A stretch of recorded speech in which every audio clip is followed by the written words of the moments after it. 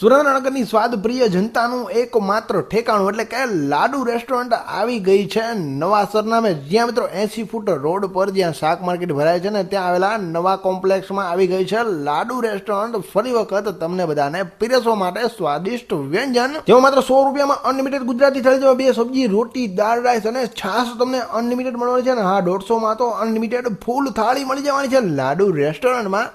અને આ મોટા ખાલી સરનામું બદલાણું છે, ટેસ્ટ એનો એ જ, એટલે કે લાડુ રેસ્ટોરન્ટનો એવરગ્રીન જબરદસ્ત આપણી સુરેન્દ્રનગરની જનતાએ પસંદ કરેલો ટેસ્ટ જ તમને અહીંયા મળવાનો છે.